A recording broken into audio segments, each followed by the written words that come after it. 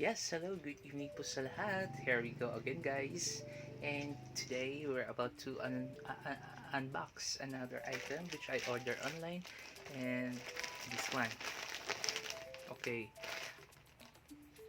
this is my third time to order from this reliable seller dahil I'm also an online seller in the Philippines, and um, hindi man kasi ang item na inside the box is a very in demand nowadays. So do you have any? I give you a clue. The item inside um, is a medical gadget, perhaps an equipment which is very essential today, especially with those businesses having a building, especially in business who owns a building or rented a building wherein clients are coming in and out. That the clients, before they come in or comes in into your premises, in your building, pupunahan mo siya nito. So do you have an idea what it is? So part siya ng essential nowadays in fighting COVID-19, to identifying COVID-19 yung symptoms. Kasi ito yung pinakaunang tinitingnan pag pumapasok ka sa any stores. And another one, it was ordered last August 9. So around 3 weeks ko na itong inaantay. Actually, dalawang item yung nasa laman loob nito. Then yung isang item bayad na siya. And yung isang item wala pang owner. So kung sino naman interesado sa inyo, the cost of this item, mura lang. It's 850 pesos each. And I've got this one from a reliable seller, and I make contact with this reliable seller in China. Kaya mura yung kuha ko dito, kaya mura lang. So what are you waiting for? Are you excited? Kuha niyo na ba yung clue na pinapahula ko sa inyo kung anong laman nito? So, eto na.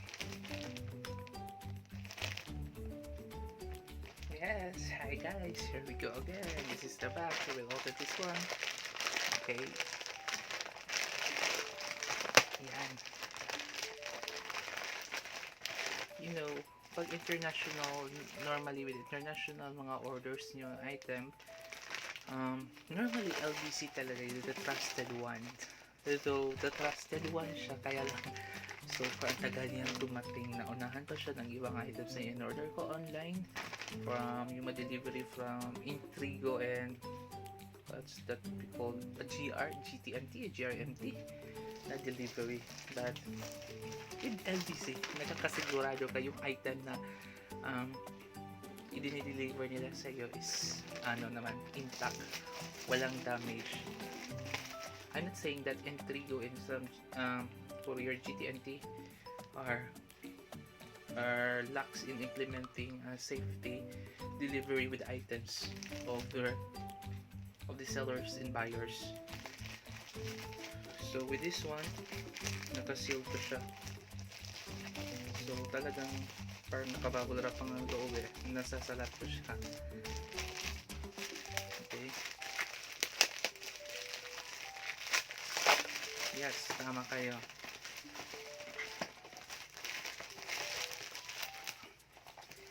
It's a thermal scanner. See, the thermal scanner is here.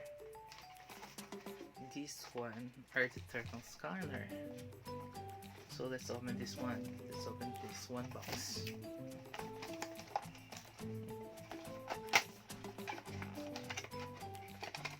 Pakita ko lang sa inyo yung front ng box .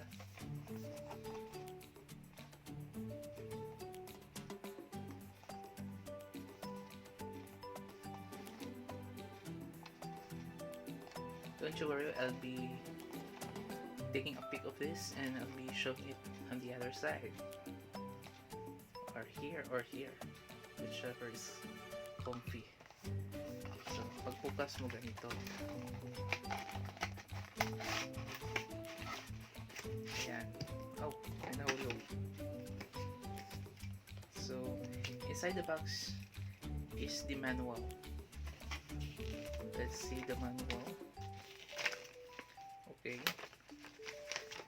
Though it's made in China, but don't you worry, because the manual of this Ukeeper thermometer is written in English, so maiintindihan niyo talaga.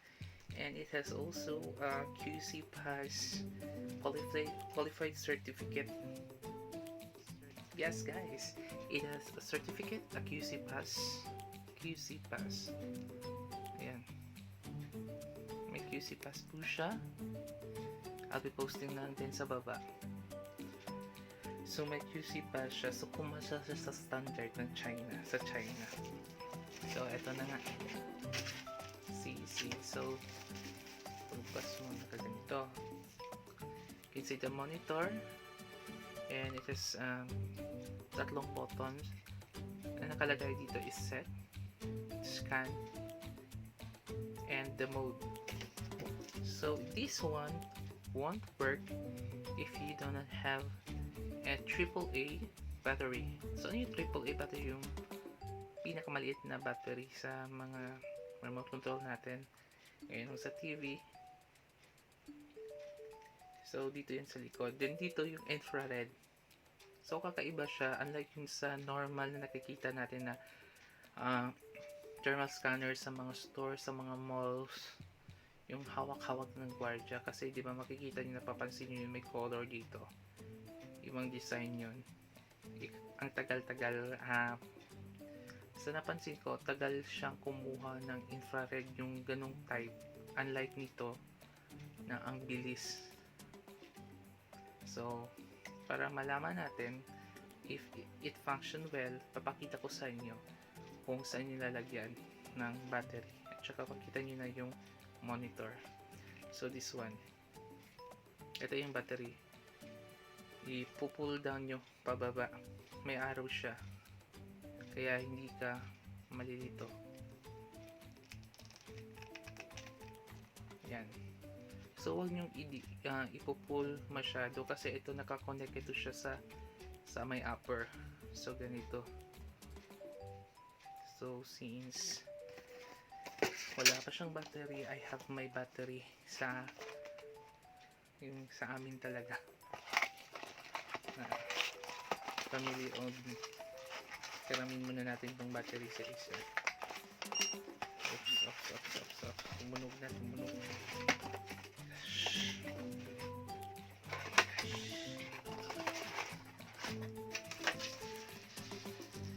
I-check natin bago natin ibigay sa mga buyer yung item para hindi tayo mapahiya. So sa mga online seller dyan, before you dispose or the item to your buyers, be sure to check the item.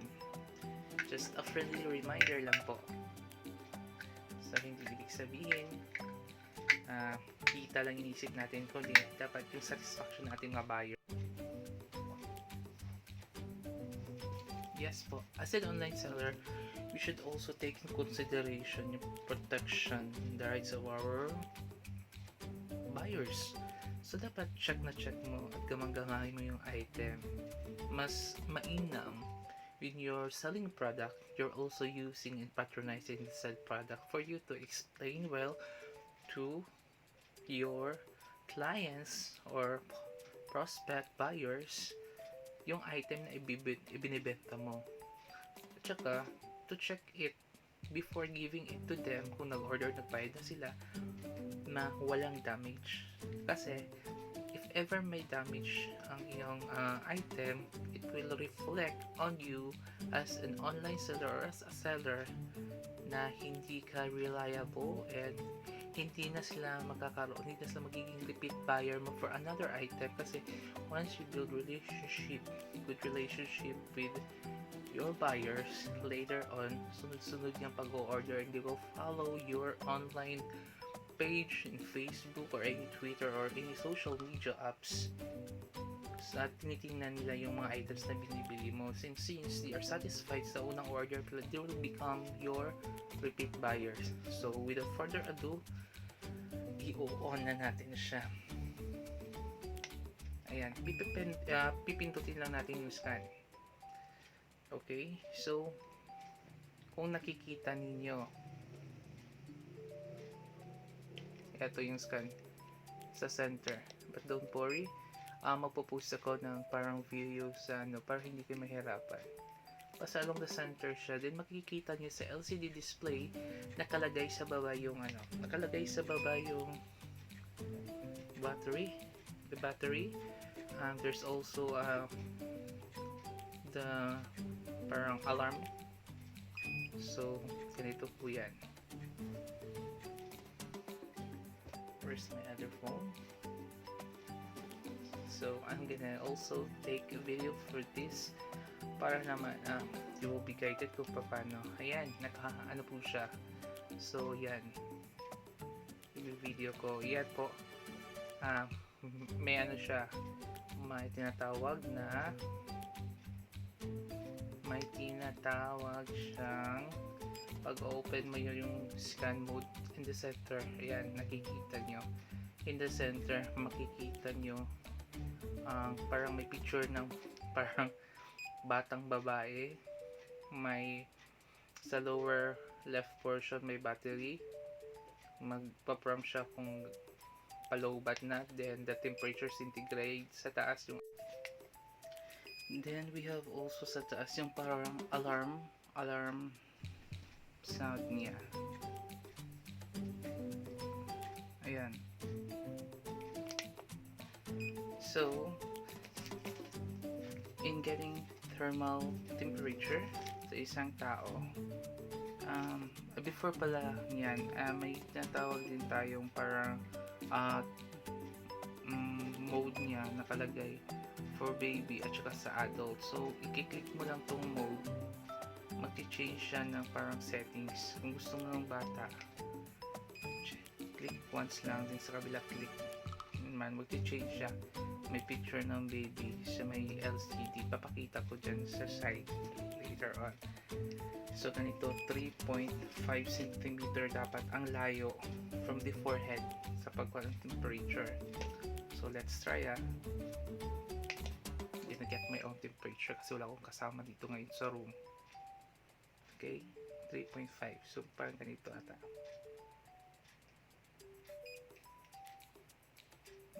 Pantay, nalagay ko sa baby, sa adult tayo. 36.3 po ang aking temperature. Subukan natin sa kabila kung talagang accurate and consistent ba talaga.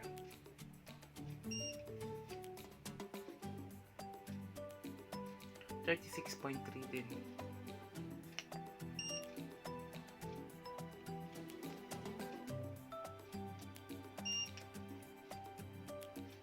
Yeah, pareho lang.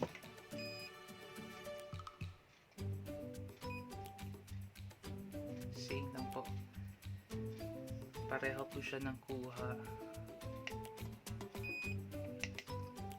Ito po, pipicturean ko para mailagay ko dyan sa side na consistent po siya.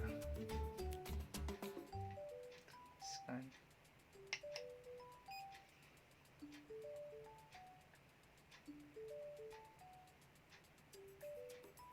.36.3 po. Ulitin natin pag ilang ulit ko na ba to. 36.2 na pumaba.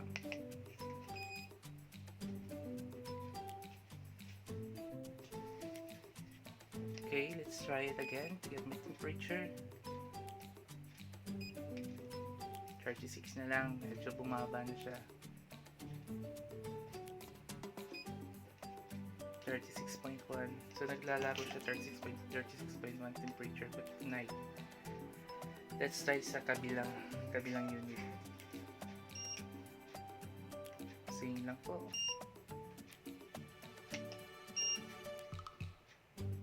Pareho lang.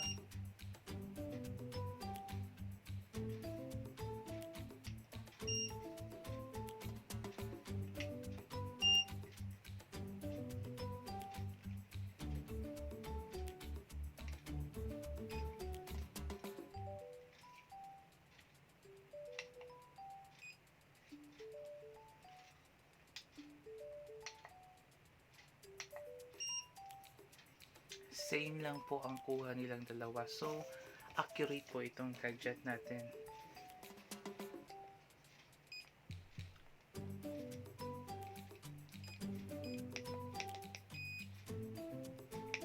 Check natin na kung anong purpose nitong set na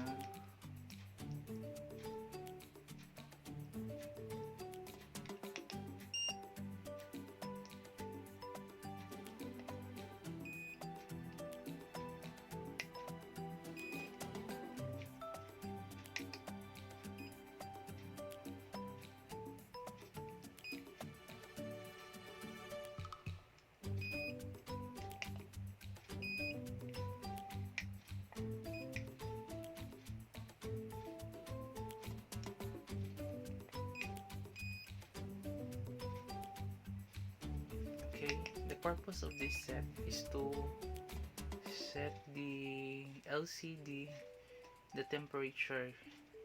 Meron tayong Celsius and Fahrenheit. So, kung Fahrenheit, sa Fahrenheit naman, check natin temperature ko. Is 96.8 degrees Fahrenheit. Again. Same pa rin. Pangatlong ulit. 97.1. Ayan, may Fahrenheit tayo. May Fahrenheit.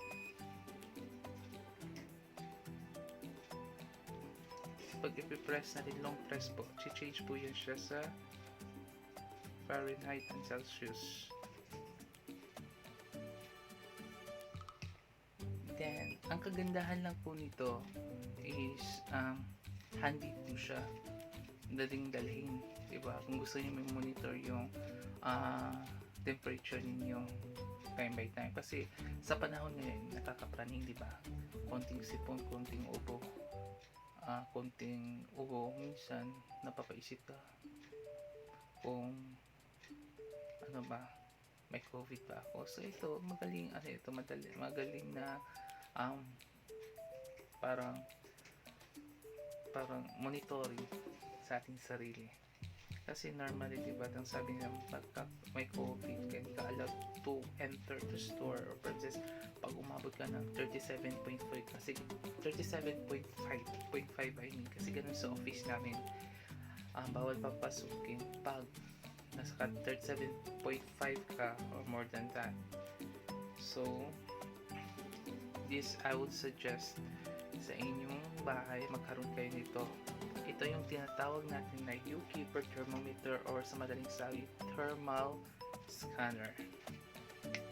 Okay? Then, ang kagandahan din nito, one of the advantage of this product is it automatically shuts down when not in use, and when you press the scan, it will automatically on. Then, energy saver din to siya. Kasi we have ours, ginagamit namin parati. 2 months na ata. Ito yung sa amin. 2 months na to, pero hindi pa rin kami nagpapalit ng battery kasi still mabilis pa rin ang pag-capture niya. Malalaman mo naman kung paubos na yung battery kasi may battery indicator tayo sa baba, sa side I mean, meron siya. So thanks a lot to the manufacturer, the Anhui Kangshin Intelligent Manufacturing Company Limited. Address of manufacturer in number 8 Hui Road, Xinyu Town, Taiho County, Anjing City, Anhui Province, China. So everything's made in China. China oil. So that's it for our unboxing tonight, and don't forget to like, follow, and most of all, subscribe and share my YouTube channel. Share nyo sa mga friends nyo. https://www.youtube/user/dark6angelph. You can see it underneath my YouTube channel. And don't forget to click the notification bell para always updated kayo. Good night and good day.